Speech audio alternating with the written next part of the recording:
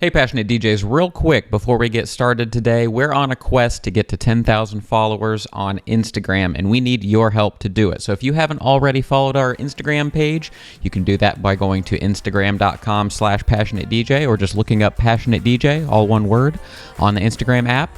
We would love to have your follow and get us closer to that goal. Also, don't forget that we sell merch. Go to passionatedj.com/merch. Get some logo gear, get some of our custom designs, specifically made for DJs and lovers of music just like you. So go on, check it out, and let's get on with the show.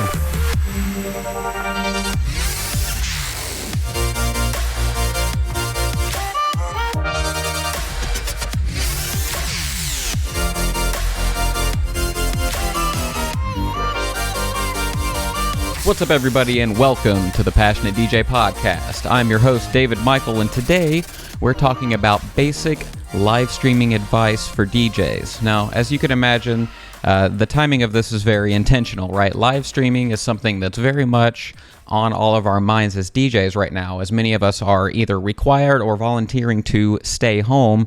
We're looking for more things to do with our DJing talents, and of course, in 2020, that means live streaming. And so we're going to talk a little bit about some things that we can do to make sure that those live streams look and sound their best. We talk a little bit about platforms, but as I'm sure you're aware, DJing platforms live streaming platforms are just a little bit tricky right now for DJs and other musicians because of copyright issues and algorithmic takedowns and DMCA complaints and all the stuff that comes along with being a DJ in the digital age. And so that stuff is changing so much right now that it's difficult to give hard advice. So as you know, we've been pushing our own Twitch channel, twitch.tv/passionatedj. There's been some talk about Twitch actually cracking down on DJs. Some people are, suggesting that we move over to Mixcloud because Mixcloud is trying to solve this problem by actually paying out to rights holders. But then I've heard of people having performance issues with that and saying that it's just not there yet. I don't know personally from the Mixcloud side. I haven't used it, but all that to say, these are generally going to be tips that are going to work no matter what platform you end up landing on and working with. So I hope that this is something that's useful for you as we continue through the second half of this year. Now, this is another one of those episodes where Mo Dingo kind of had a side conversation, recorded it, without me around. And so he brought this to me and said, hey, I had this conversation with our special guest today, who you know as DJ Brains. Also, his first name is Leo, and he's one of our original Passionate DJ Ambassadors crew. And so he came on to talk with Mo about live streaming tips and networking and tech and stuff like that.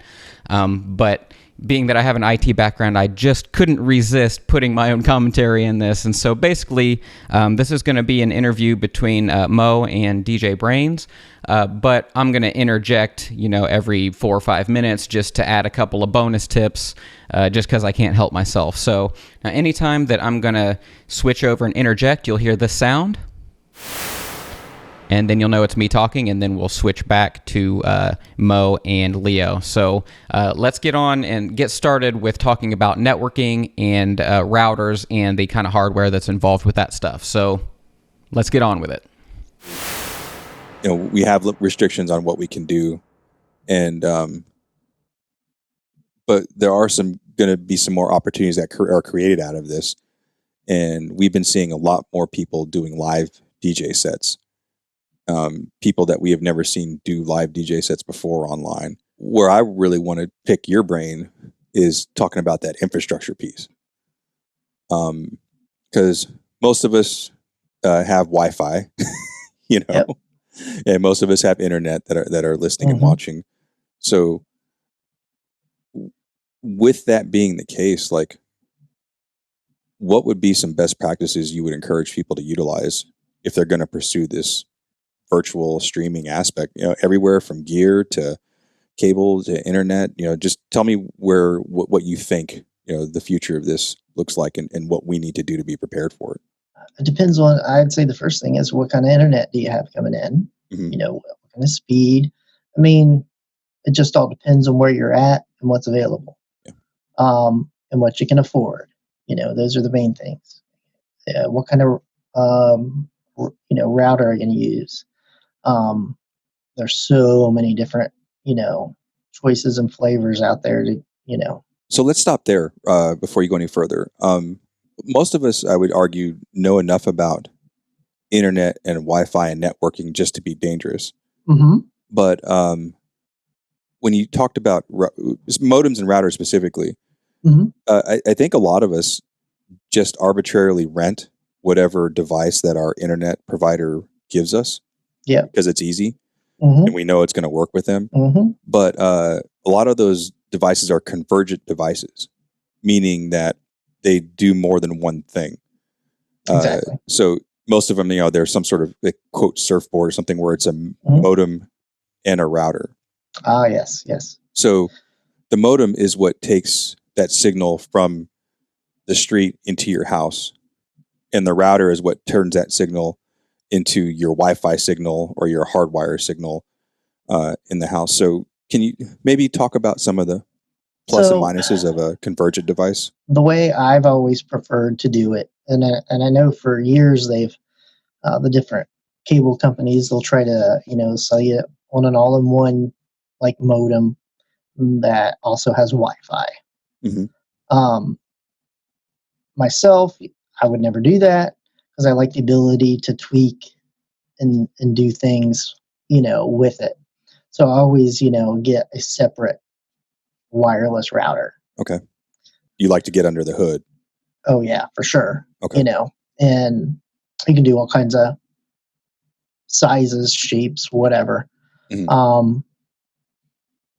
So that's a whole nother topic. But yeah, I definitely, you want to get something, that can push the signals, through your house. Okay, so this is probably the first place I want to interject.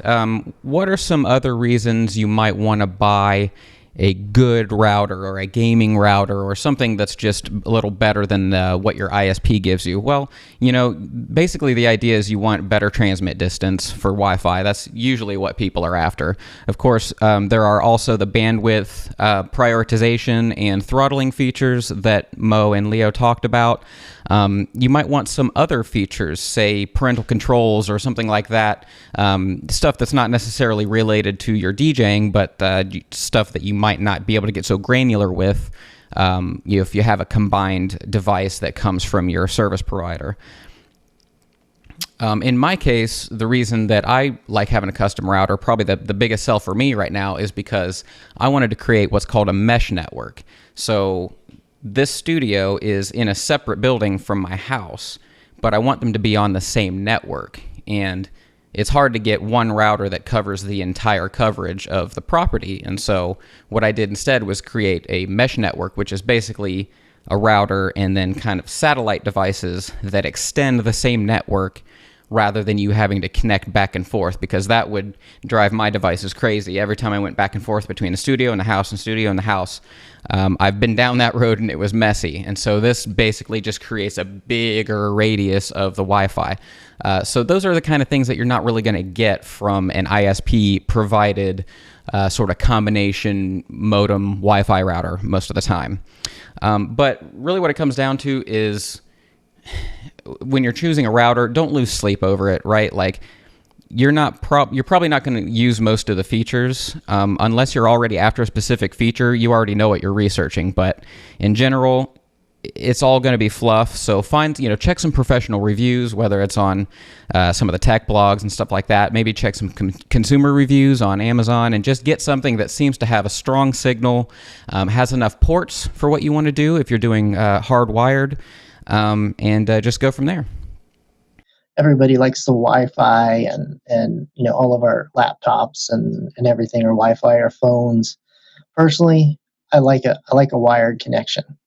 So if I was to sit at home and do streaming on a consistent, regular basis, mm-hmm. I'd make sure I was hardwired, with an Ethernet cable going to my router. Okay. So just for clarity, when you're talking mm-hmm. about hardwire, you're talking about a physical cable connecting cable. your computer into mm-hmm. your router / modem. Mm-hmm. Yeah. Now, I mean, like now the newer laptops, don't even come with a port to plug a cable into. So you have to have a special adapter for that kind of thing. And people inherently don't like cables, and that's why Wi-Fi is so prevalent. But why would you, if you're going to go the streaming route, why would you want to use a wired connection over the Wi-Fi connection? It's stable. It's consistent. If your wireless router is on one side of your house and you're streaming from the other, you're dependent on any kind of interference that can mess with the connection in between. So interference could be anything from distance could be one, and the construction of your home can also cause interference. If you live in a 100-year-old house, it's going to degrade your signal for sure. And the reason because of that, because I can speak to that piece, because my house was built in 1940, and it's literally like stone and mortar. And if I go from the inside of the house, just even to my front yard, like the Wi-Fi signal just goes to nothing because it's being obstructed by all this, cinder block and mortar. Like literally, it will not penetrate that. Oh, I had one. I moved the wireless router 5 feet, and I could no longer get it in my garage. I mean, it was 5 feet. It just changed how that signal traveled. So because when you go to that wired connection, you don't have to worry about building materials and distance and things. I mean, there's going to be some loss over distance, but not nearly as much as you would lose you're with not the Wi-Fi connection. Yeah, for sure. Yeah. So that to me, that's a big deal, because if you've ever sat and watched some sort of broadcast on the internet, you get that pixelation and stuff sometimes, and that could be, you can tell because it's like, oh man, he's got a bad connection, on that end. And it's the same with anything, cell phone calls and FaceTimes and all those things. It's all through the air and subject to interference. So, but for most of us, and like you mentioned, a lot of these newer laptops don't even come with a port to connect a hardwire into. What are some best practices that, if we're not super savvy with networking or things like that, what are some things that we can do to help improve our signal quality while we're trying to do these streams? Well, if you can be in the same room with that wireless router, that's obviously best case scenario. There's different configurations on these wireless routers. Like I have a gaming router, and I mean you can be standing right next to it and that thing screams. It's one of those things where you got to sit down and do the homework. Okay, so let's focus on that Wi-Fi signal a little bit, because why else might you really want to worry about being on a hardwired network? What's the big deal about Wi-Fi? Where there are a lot of things that affect your Wi-Fi reception. Here's a list of things that can potentially affect your Wi-Fi signal: microwaves, satellite dishes, neighboring Wi-Fi networks, hearing aids, refrigerators, external monitors and displays, Christmas tree lights, fish tanks, poorly shielded cabling, if you have that in your wall, or if you're using poorly shielded cabling somewhere. Really, technically speaking, any quote-unquote wireless device, anything that sends data wirelessly, could potentially interfere with your Wi-Fi signal. And so what this does is introduces an element of unpredictability, which is not what you want in any live environment, whether it's a show at a club or a festival or online, right? So you want to make sure that your connection is stable all the time. For example, in my case, I live in the flight path of a military base.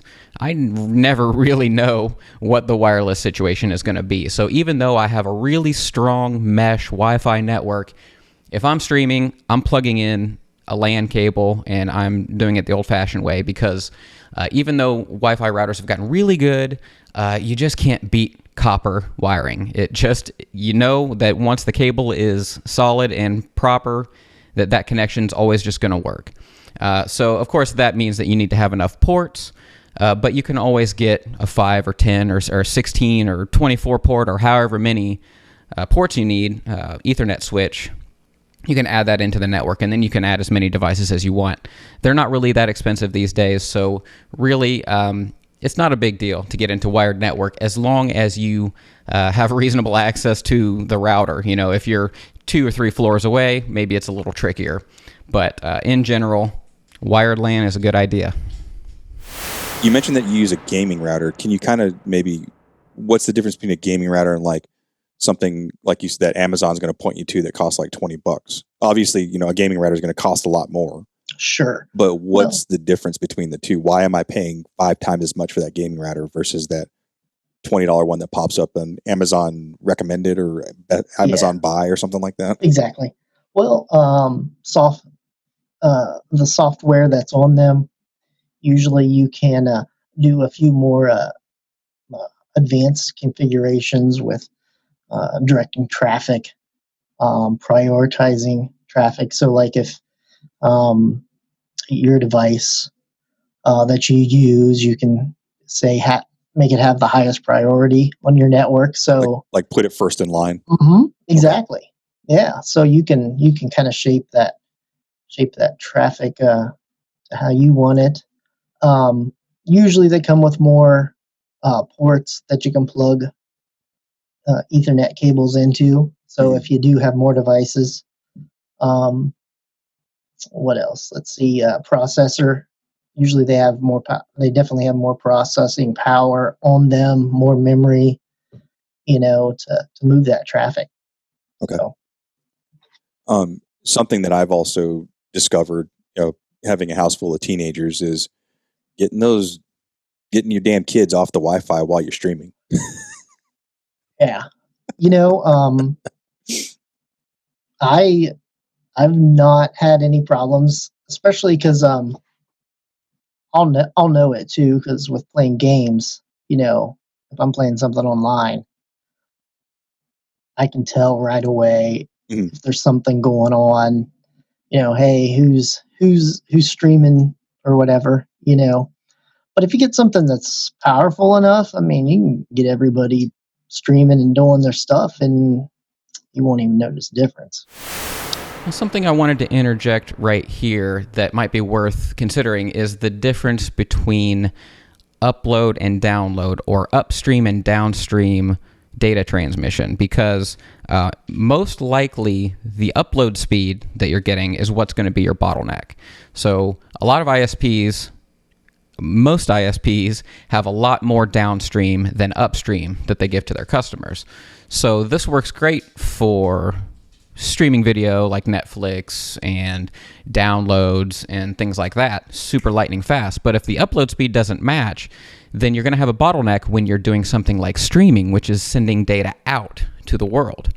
So that's really what you got to pay attention to, is what is your upload speed and how many people on your network are transmitting out, because you're probably going to hit that problem before you ever have to worry about what's coming back in.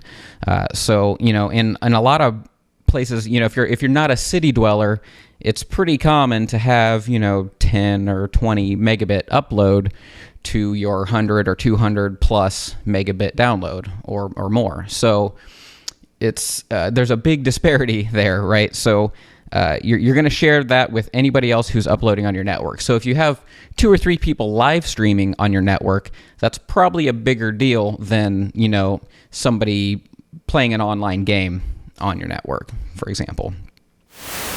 So if some of our followers, if they want to try and do like a test prior to doing a stream, what are some things that they should try and do and figure out, and limits they should push, and, you know, what you know, how can they best prepare themselves?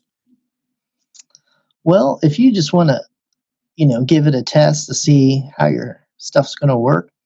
I know I did this on Facebook. I set up a live stream and only set the audience for myself or like one other person, you know, somewhere else that can view it. And then you can see what it's going to do. That's really one of the simplest ways I found to do it.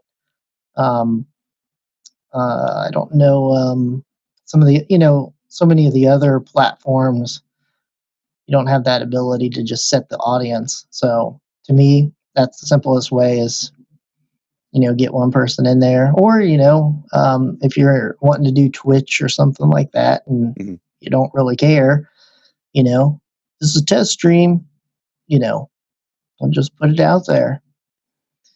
One thing I would also encourage is whenever you do your practice, do it at the same time of day that you intend on doing your stream. Yeah, exactly. Because depending on what type of internet service you have, or depending on what you got going on in your particular house, that could also have some impact on the quality of your stream as well.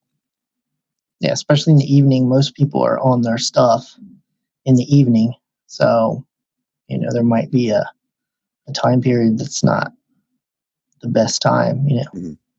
What about as far as like the computer itself? Are there any things that people need to be cognizant of? I mean, majority of us who follow this show use a laptop to DJ with. I mean, there's some of us out there that have CDJs and can just jack their memory stick in there, but you have to use a computer at some point to get them on the memory stick. But if you're going to push these streams, especially if you're going to connect the camera that you're using to the computer that you're DJing on, what are some things you kind of need to be mindful of if you're going to go that route? Well, if it's super old, you're not going to even try it. In super old in computer years, we're talking what? It's probably like 5 years old. Yeah. Sorry. But yeah, you got to have that memory up there, the RAM. You hear people talk about RAM. What kind of processor do you have? Those are the main things. Hard drive. Do you have enough? If you have an older hard drive, it may not, maybe a bit laggy. All the things, if they're not in relatively, I guess you say, good shape, but they're not. So you're gonna have a lot of. When we talked last week, we were referencing a message that we had in the Facebook community, and one of them was talking about performance. Challenging. The computer was lagging and all that stuff, and the topic that came up that you and I were discussing was hard drive space. Yeah. So, why is hard drive space and the amount of space you have on your hard drive important when it comes to how well your computer performs? Yeah, not knowing what type of hard drive he had, but usually, the software needs some sort of cache or an extra space to maybe store some things while you're using all those different software programs, because you're going to have multiple things open. And the fuller that drive is, the more stuff more data it's got to look through. So it's gonna slow it down. The rule of thumb I've always used is 80%. Like, try not to fill my hard drive past 80%. Yeah, I mean that's a good rule. Because as you get less and less room on it, you're going to have issues. You're more subject to crashes and things like that. Some of the newer drives, it's not the same as it was in the past, but and now hard drives don't really cost that much, even for external ones. So, what about a regular hard drive, like a spinning hard drive versus a solid state hard drive? If you go out and buy a new computer right now, you're going to get a solid state hard drive. Looks like a stick of RAM. But if we have one of those old computers like you're talking about that might be 5 years old, it still might have a conventional hard drive. Yeah. The one that I use, I have 2 hard drives in it, and they're not solid state. And I stream and do all kinds of stuff on them. But then I have a couple externals that I also use, external drives. So, I think it's one of those things, you just test it out. If it works, great. If not, then you might have to look at, updating a little bit. And there's a certain amount of upgrading you can do to your laptop, depending on what kind you have. Like for instance, I was just talking to a buddy of mine in Pennsylvania, and I think he's got a 2010 or 2012 MacBook, and recently upgraded. He took the hard drive and went from a regular traditional spinning hard drive to a solid state hard drive, and he said it like breathed brand new life into it. Exactly. Yeah. And then he also upgraded the memory to like the max memory, and he said it's like he's got a whole new computer. Now, is it as fast as a 2020 MacBook Pro? Absolutely not. But it gives him additional resources that he can use now. Like if you want to run some a light program on the side and DJ on your brand new 2000 MacBook Pro, now you have some options, and you can spread that processing power across 2 physical computers. Okay, some clarification on storage options when it comes to laptops and stuff. So one thing that Mo and Brains talked about was, they talked about hard drive, which is your storage space, and then they talked about memory or RAM. And these are, after having a lifelong career in IT, the one thing I've learned is that people mix these two things up more than anything. So your hard drive space, which might be measured in, 500 gigabytes or a terabyte or 2 terabytes or something like that, that's the amount of room that you have for your files, for your music, for your pictures, your programs, all the space that you have locally on that machine, on that laptop. Then there's RAM, which is your memory, your random access memory. This would be measured at something like 4 gigabytes, 8 gigabytes, 16, sometimes 32 gigabytes are the kind of numbers that you'll hear. So it's a smaller amount, and this is this is memory that you need access to right now. This is stuff that's loaded and ready to go. It's not stuff that you're storing long term. When you turn the computer off, it disappears. So it's like a temporary scratch pad, and it's really high speed.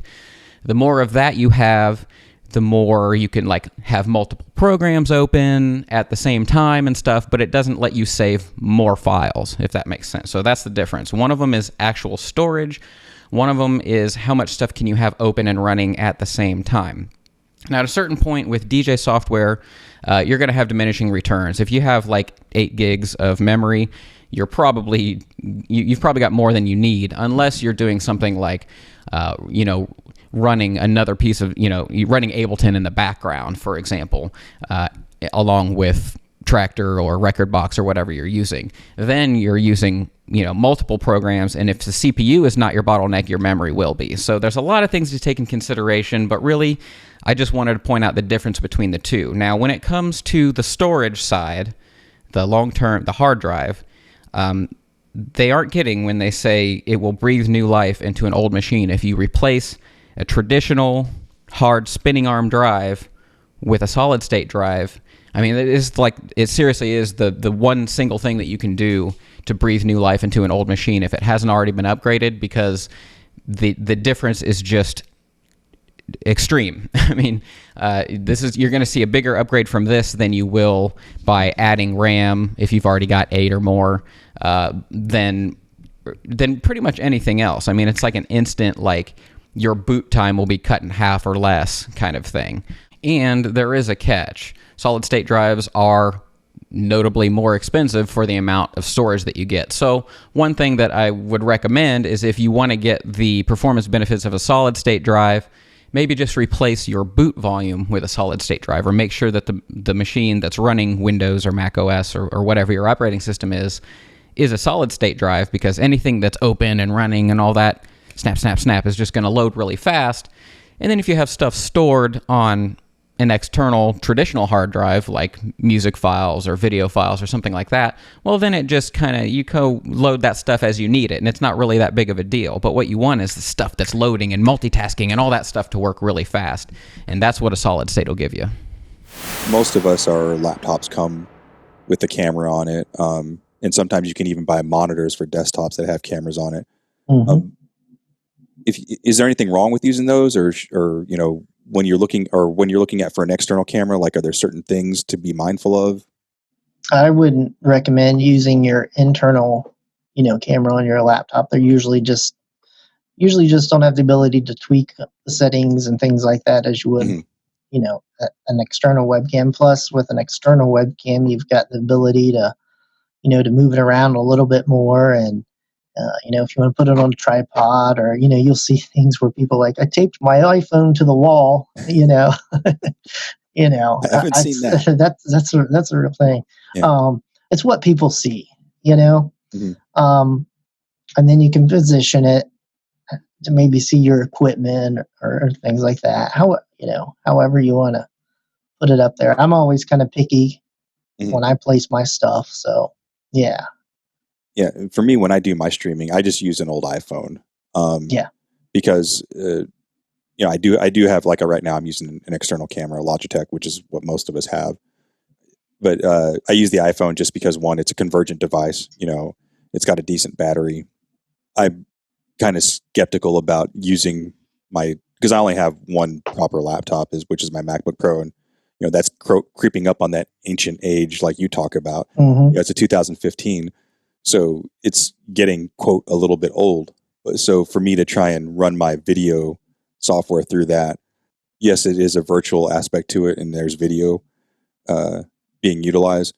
But I think what people will not forgive us for is not having good sound quality. Oh yeah. Because DJing is an auditory experience. So, any thoughts on how we can improve the audio piece to this whole experience? That's where I'd say the main thing is testing it out. Mm-hmm. Testing, get a test stream, and with somebody that maybe has a good ear on the other end and can tell you about the quality. Also, like depending on the software that you would use to broadcast out, you can record what you're putting out. Okay. So you can also hear some of the quality. As for specific,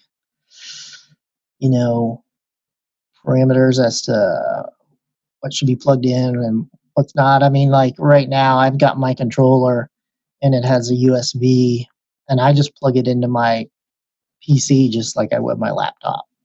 So I'm getting the same quality that I would in my laptop.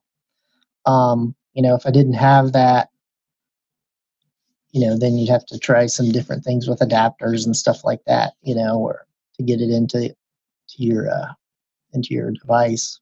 They've got all kinds of tools out there that streamers use, even for different things. So yeah. For me, the bit of advice I would give is obviously, like Brain just said, test it out.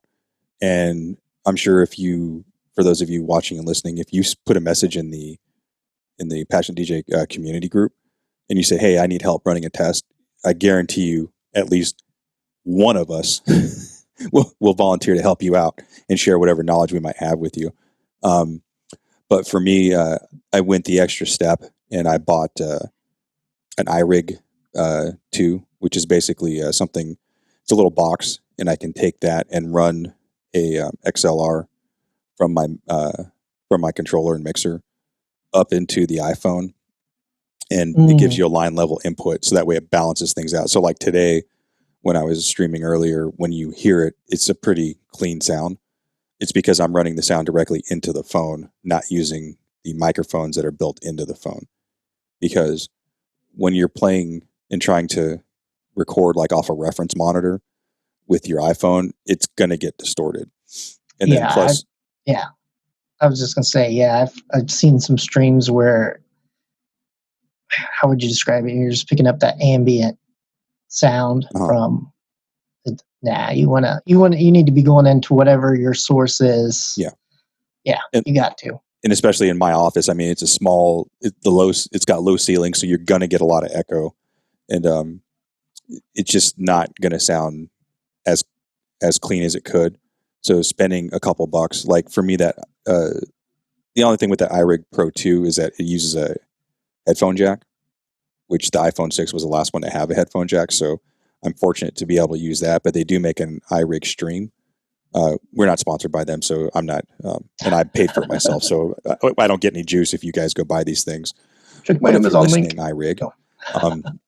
But the iRig Stream, that'll allow you to plug into Lightning, mini USB, and there's some other type of connection, and it gives you that line input into mobile device, if that's the route you want to go. And to me, for the benefit of cleaner sound, it was worth the money. Okay, so I've learned a lot in the past year or two about shooting video, and while I don't have a lot of really professional equipment, I have tried to take the knowledge that I've learned to apply it in smart ways so that I can get a lot of bang for the buck. So the first thing I always recommend that people do when they're trying to improve the quality of their video before they go and upgrade their cameras or anything like that is add light. Add light. If there's one thing you can take away from this, it's add light. I mean, don't wash out the image and like put like super bright spotlights and make it crazy, but probably 90% of the time it's a lighting problem as far as quality goes. And you can test this probably with your smartphone. I mean, if you take a selfie in the bathroom or in your living room or in a dim room, and then you go outside on a sunny day or even a cloudy day and take the same angle and everything, you'll notice a huge quality difference. It'll look less grainy, it'll look less shadowy, and it'll just overall look better when you're standing outside. And so what you want to do is try to get some of that quality of light wherever you're shooting, which is kind of tough for DJs because we a lot of times want to have color washes and glowing things and lasers and whatever in the shot, and it's easy to make it feel bright in the room. So it'll take a little bit of work, but generally what you want is a light on either side of you that's forward facing. I'm going to describe kind of an ideal situation. So you'll have, kind of at a 45 degree angle over to the left pointing at your face, and then a light over on the same, exact opposite side pointing at the right side of your face to light up both sides, and that helps eliminate shadows, okay? Then there's the overhead light, which in my case I don't have a lot of. I actually took my overhead lights out because I have some kind of farther off in the room, and I found that worked better to not wash out the color, right? So a little bit of light from the top, decent amount from the front on either side, and then there's backlighting, which in my case is color wash. So once you have all those things sorted, you'll be amazed at how much better your shots will look for the money. I mean, my two forward-facing lights were $30 each on Amazon, so I'm not talking about spending hundreds of dollars here, which you will do if you buy a new camera. Another tip I wanted to add specifically for audio, Mo talked about the iRig and different things like that. If you're shooting with a smartphone and you want to get good audio, you don't want to have that ambient microphone audio. There's usually going to be some kind of a dongle or adapter, like they said, that you're going to be able to connect. So in my case, I have an iPhone with a lightning connection. So I have an adapter that's the USB to a lightning to USB adapter that Apple sells. I don't know, it was $20 or $30, something like that. And it basically lets you connect a USB device to your iPhone, iPad, what have you. So in my case, what I do is I connect an audio interface that's USB to this. So in Mo's case, he's plugging in an analog cable. In my case, I'm connecting it just like a USB sound card. So I have a mixer, an outboard mixer that has a USB audio interface, and that's how I connect mine. So there's a number of ways to do this. And the reason I bring that up is you might say, well, my iPhone doesn't have an analog connection. It doesn't have a headphones and mic jack on it. Well, there's probably a solution, right? There's probably some adapter that lets you get either a USB interface or an analog audio input, and it'll let you get that clean sound. If you're doing the analog thing, like the headphones jack, one thing that you want to bear in mind is you're going to need a special kind of cable to do that. You can't just plug in any kind of headphones jack cable. There needs to be an extra ring on the little jack because it's transmitting audio and a microphone signal. And you would be transmitting over the microphone signal your audio, which would be mono. You can't do stereo that way. Microphone is only one audio signal. So there's a lot to take in here, and I realize that I'm trying not to get too far off in the weeds, but just know that there's probably a way to get good sound on your smartphone without using the microphone. Wrapping up here, any last-minute hits, best practices, things to do, lessons learned? Don't be afraid. Mm-hmm. Just do a lot of research on stuff. Make notes of things that you might want to try, and you probably have have everything at home to do what you need to do, really. If you've got a phone, you've probably got a webcam, laptop, you already got this audio stuff. Yeah, you're probably good to just, at least give a dry run and see how it goes for you. I did 1 or 2, so, and I'm not usually putting myself out there like that, so. Oh, you used to do it all the time, man, when you were doing your residency stuff, because I would watch you. Yeah, I'd be driving to football games, and I would be watching you, so don't give us that. I don't know. It feels different. I don't know. I don't know. It's weird because you're not. Yeah, I guess I can understand that, being in your bedroom or office versus, in your normal element, and you're just adding an extra level of exposure by popping your phone up there. Yeah, I guess I can see that.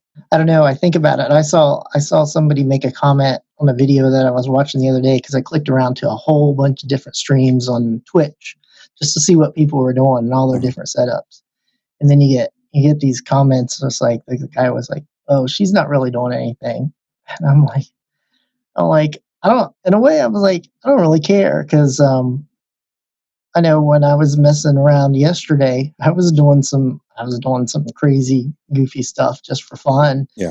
And I thought, if somebody says, "Oh, you're not really doing anything," I was like, it doesn't really matter. People are, And guess what? You just watch me not really do anything. I know. I would sit there and I'd be really getting into the song, and then I'd forget. Oh, there's people watching. Oops. I got to get the other one going. It's like dancing in front of your window and the neighbor catching you. Nobody's Luckily, watching. my neighbor is Trip. So, yeah, I catch him just as many times as he catches me. Sweet. That's the main thing. So one last thing. Tell us something positive that happened to you this week. I get to go into the office on Monday. How's that? Oh, there you go. So, get back to the sweatshop, right? Yeah. I mean, I guess so. You get a little antsy. I know a lot of people are. Yeah. So, I mean, I guess that's a good sign. But one step closer to the new normal, I guess. Yeah. Yeah. Whatever that is. That is. Yeah. But yeah, right, I mean, it's going to be a whole new world. Yeah, for sure. Well, I appreciate you spending this time with me and Passionate DJ Nation. Before we go out, let everybody know your social media tags. Instagram is at DJ_brains_. And I should start using my Twitch TV for streaming stuff. And that's twitch.tv/Max Synth, MAXSYNTH. And that's for your gaming stuff, right? Yeah, and probably DJ stuff. I've set it up that I can use it for both. And my Facebook is DJ Brains, which will probably be, the first thing I throw something out on. And you know what? I didn't have any notifications from any music services yesterday. Hey, that's a positive. No takedown notices. I know. Did you get any today? No, not yet. It usually takes a couple hours. Yeah. I did my set 3 hours ago, so maybe before dinner I'll get one. There you go. All right. Well, I appreciate your time. Stay safe. Wash your hands. Brains, you want to shout them out? All right, guys. This has been the Passionate DJ podcast. Have a good one. See ya. All right, so that's going to wrap it up. Thank you so much to DJ Brains and to the homie Mo Dingo for putting this episode together and letting me talk all over it. Thank you guys so much for listening. Don't forget, we're trying to get those Instagram subscribers up at Passionate DJ. Go follow us. And also check out our merch, passionatedj.com/merch. Take it easy, wash your hands, keep on spinning. Love you.